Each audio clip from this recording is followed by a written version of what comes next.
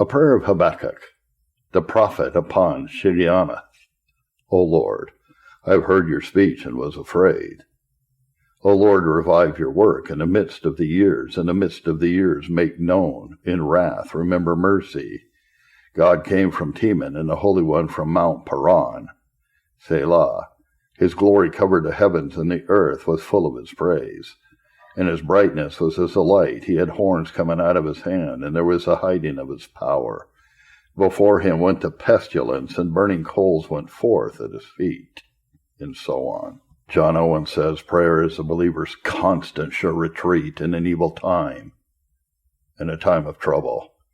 It is a righteous man's wings to name of the Lord, which is his strong tower. Proverbs 18:10. Christian soldiers sure reserve in the day of battle. If all other forces be overthrown, here he will abide by it. No power under heaven can prevail upon him to give one step backward. Hence that title, Psalm 102, verse 1, a prayer of the afflicted when he is overwhelmed. 'Tis the overwhelmed man's refuge and employment when he swoons with anguish. This fetches him to life again. So also, Psalm 61, 2 and 3, in our greatest distresses let neither unbelief nor self-contrivances jostle us out of this way to the rock of our salvation. Second observations. A pastor's discoveries of fearful judgments to his people must be attended with fervent prayers. That messenger has done but half his business who delivers his errand, but doesn't return an answer from prayer. He that brings God's message of threats to his people must return his people's message of entreaties to him. Some think they have fairly discharged their duty when they have revealed the will of God to man, without laboring to reveal the condition and desires of men to God. He that is more frequent in the pulpit to his people than he is in his closet for his people is but a sorry watchman. Moses did not so, Exodus 32:31. Neither did Samuel so, 1 Samuel 12:23. Neither was it the guise of Jeremiah in his days in chapter 14:17. If the beginning of the prophecy be, as it is, a burden of Habakkuk, the close will be, as it is, a prayer of Habakkuk. Where there is a burden upon the people, there must be a prayer for the people. Woe to them who have denounced desolations and not poured out supplications. Such men delight in the evil which the prophet puts far from him. Jeremiah 17, verse 16. I have not desired the woeful day, O Lord, you know. Now this prayer is upon Sigionoth, that is, it is turned to a song. That is, a song penned in meter. And how is this done so? To take the deeper impression, to be the better retained in memory, to work more upon the affections, to receive the ingredients of poetical loftiness for adorning the majesty of God with. The use of songs in the old church is an example, and for the present, their times and seasons is among the people of God, so all nations of old. Of all or any of these, being besides my present purpose, I shall not treat. Secondly, that it is upon Sigionoth. A little may be spoken. The word is once in another place and no more used in a title of a song, and that is in Psalm 7, the Sigionoth of David. And it is variously rendered. It seems to be taken from the word that means to err or wander variously, Proverbs 5, verse 17. The word is used for delight, to stray with delight. In her love, or you shall err with delight. We have translated it, be ravished, noting affections out of order. The word then holds out a delightful wandering and variety, and this literally because those two songs in Psalm 7 and Habakkuk 3 are not tied to any one certain kind of meter, but of various verses for the more delight, which though it be not proper to them alone, yet in them the Holy Ghost would have it especially noted. But now surely the kernel of the shell is sweeter than this. Observation, God often calls his people unto songs upon Sigionoth. He keeps them under various dispensations, that so drawing out all their affections, their hearts may make the sweeter melody to him. They shall not have all honey, nor all gall, all judgment, lest they be broken, nor all mercy, lest they be proud. You answered them, O Lord our God. You were a God that forgave them, though you took vengeance upon their inventions. Here is a song upon Sigionoth. They are heard in their prayers and forgiven. There is the sweetest of mercies. Vengeance is taken of their inventions. There is a note of judgment. By terrible things in righteousness will you answer us, O God of our salvation. To be answered in righteousness, what sweeter mercy in the world? Nothing more refreshes a panting soul than an answer of its desires. But to have this answer by terrible things, that string strikes a humbling, a mournful note. Israel hears of deliverance by Moses, and at the same time has their bondage doubled by Pharaoh. Is it not so in our days? Precious mercies and dreadful judgments jointly poured out upon the land. We are clothed by our father like Joseph by his in a partly colored coat. Genesis 37:3. Here a piece of unexpected deliverance, and there a piece of deserved correction. At the same hour we may rejoice at the conquest of our enemies and mourn at the close of our harvest. Victories for his own namesake, and showers for our sin's sake, both from the same hand at the same time. The cry of every soul is like the cry of the multitude of old and young at the laying the foundation of the second temple. Many shouted aloud for joy, and many wept with a loud voice, so that it was a mixed noise, and the several noises could not be distinguished. Ezra 3:12 and 13. Having passed the title, let us look a little on those parts of the prayer itself that follow. Verse 2. The beginning of it in verse 2 has two parts. The frame of the prophet's spirit and his address to God. O Jehovah, I have heard your speech and was afraid. Secondly, his request, and this his condition. O Lord, revive your work in the midst of the years, and in the midst of the years make known in wrath, remember mercy. In the first you have particularly his frame, he was afraid or trembled, which he wonderfully sets out in verse 16. When I heard, my belly trembled, my lips quivered at the voice, rottenness entered into my bones, and I trembled in myself. Number 2, the cause of this fear and trembling, he heard the speech of God. If you will ask what speech or report this was that made the prophet himself so exceedingly quake and tremble, I answer it is particularly that which you have in chapter 1, 5-11, containing a dreadful denunciation of the judgments of God against the people of Israel, to be executed by the proud, cruel, insulting Chaldeans. This voice, this report of God, makes a prophet tremble. Observation. An appearance of God in anger and threats against a people should make his choicest secret ones among them to fear, to quake, and to tremble. Trembling of a man's heart must answer the shaking of God's hand. At the delivery of the law with all its attending threats, so terrible was the sight that Moses himself, though a mediator then, did exceedingly fare and quake. Hebrews 12:21. God will be acknowledged in all his goings.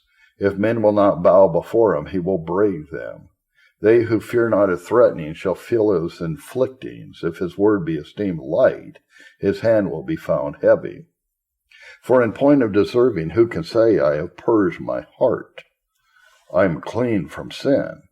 None ought to be fearless unless they be senseless.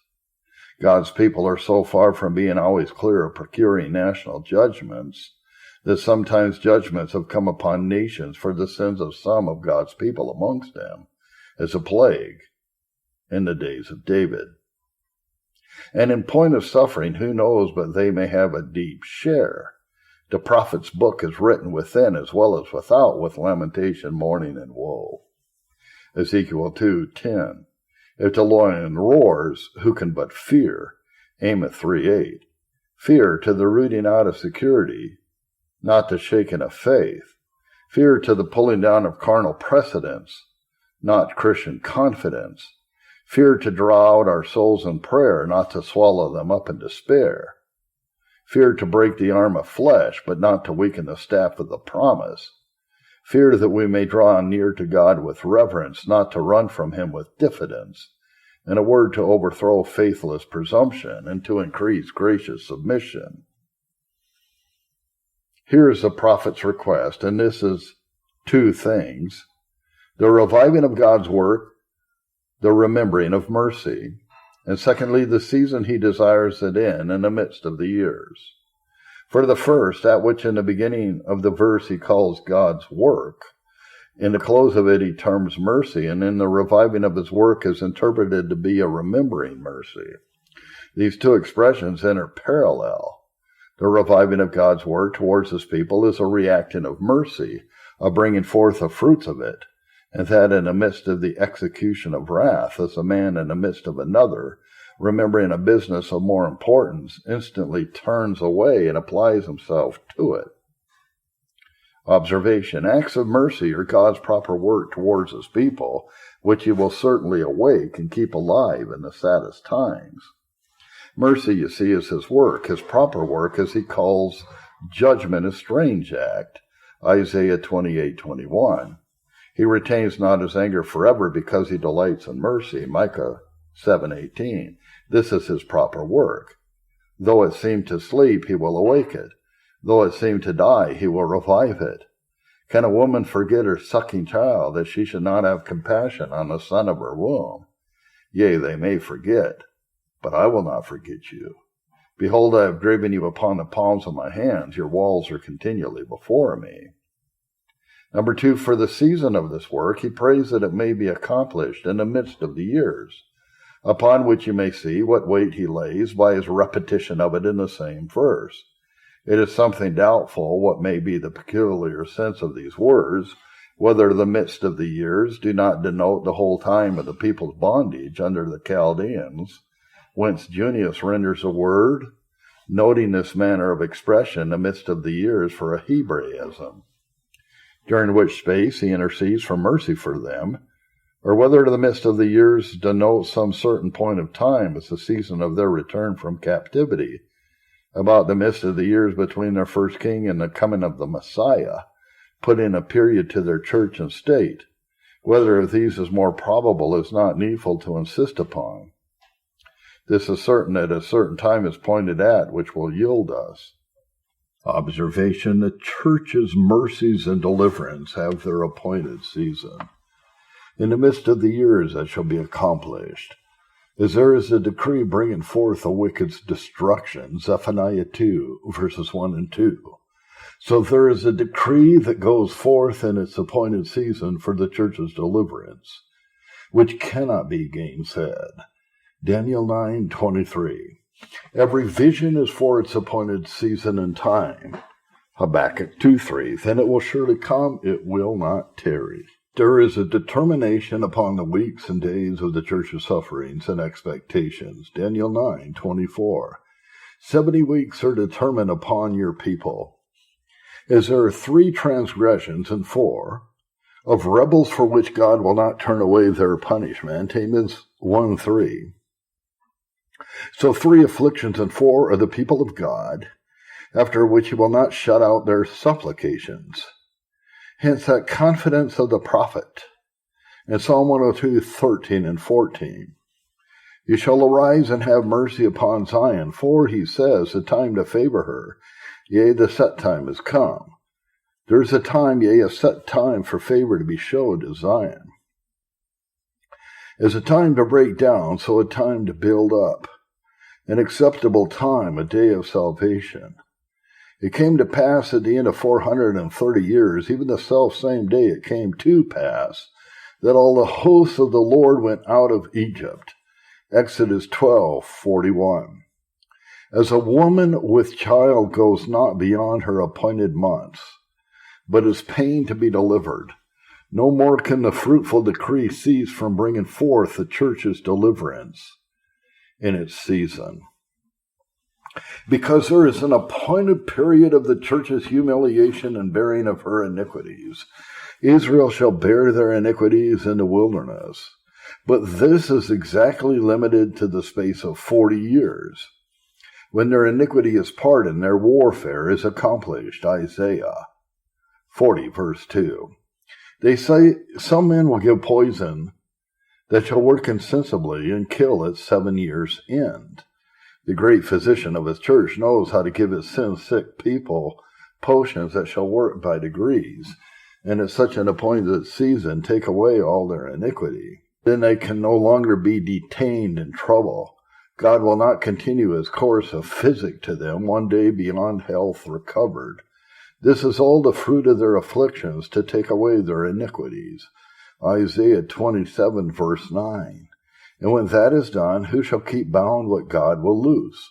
When sin is taken away from within, trouble must depart from without. Number 2, because the church's sorrows are commensurate to and do contemporize with the joys and prosperity of God's enemies and hers. Now, wicked men's prosperity has assured bounds. The wickedness of the wicked shall come to an end. There is a time when the iniquity of the Amorites comes to the full. Genesis 15, verse 16. It comes up to the brim in the appointed day of their slaughter, when their wickedness is filled to ephah. A talent of lead is laid open, the mouth thereof, and it is carried away on wings. Zechariah 5, 6-8.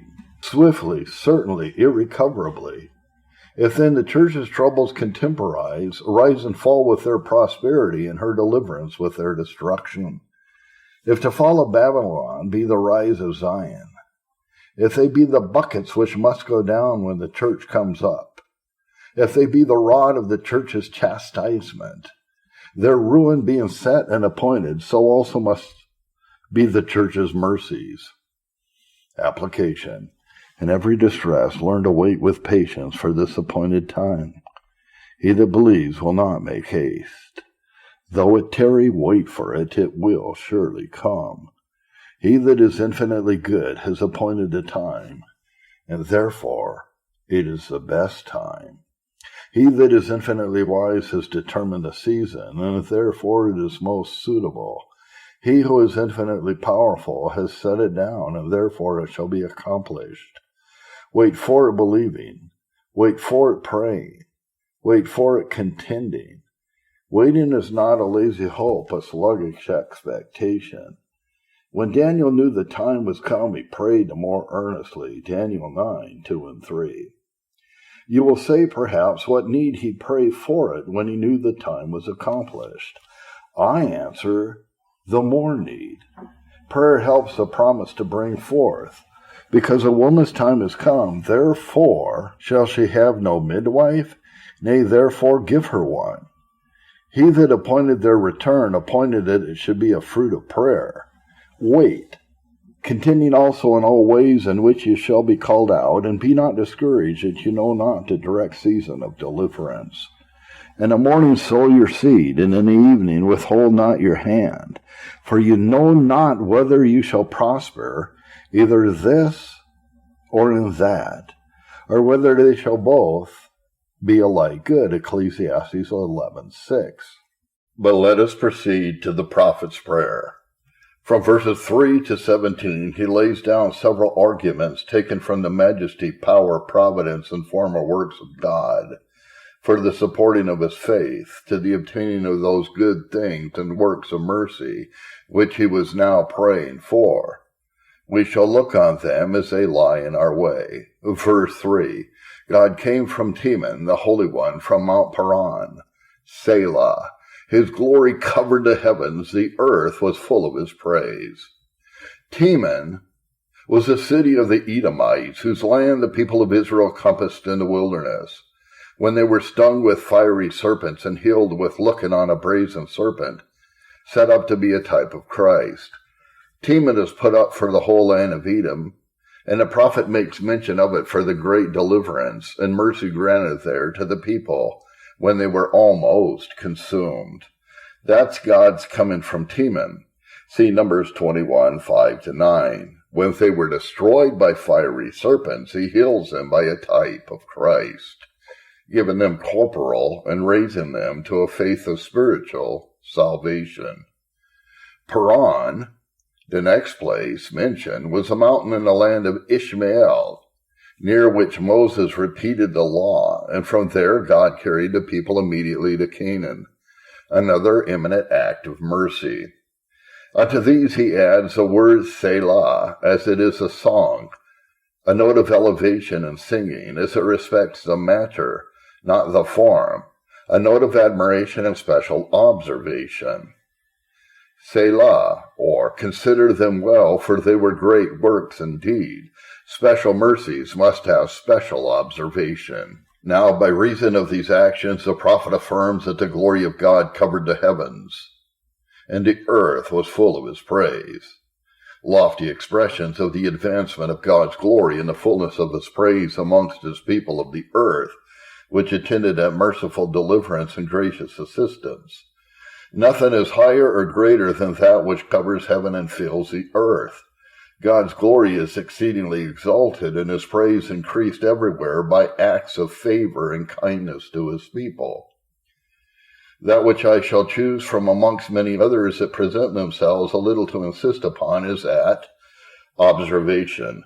Former mercies with their times and places are to be had in thankful remembrance to them who wait for future blessings. Faith is to this end separated by them. Awake, awake, put on strength, O arm of the Lord. Awake as in the ancient days and the generations of old. Are you not it that has cut Rahab and wounded the dragon? Are you not it which has dried the sea, the waters of the great deep, that has made the depths of the sea a way for the ransom to pass over? Isaiah 51, 9 and 10. The breaking of Rahab, that is Egypt, so called here, and Psalm 87 verse 4, 89 verse 10, for her great strength, which the word signifies, and the wounding of the dragon, that great and crooked afflictor, Pharaoh is remembered and urged for a motive to a new needed deliverance. So Psalm 74 verses 13 and 14, you break the heads of Leviathan in pieces and gave him to be meat to the people inhabiting the wilderness. Leviathan, the same dragon oppressing, persecuting Pharaoh, you break his heads, his counsels, armies, power, and gave him for meat, that the people for 40 years together might be fed, sustained and nourished with that wonderful mercy. Out of the eater came forth meat, out of the strong came forth sweetness. In this reciprocation, God walks with his people.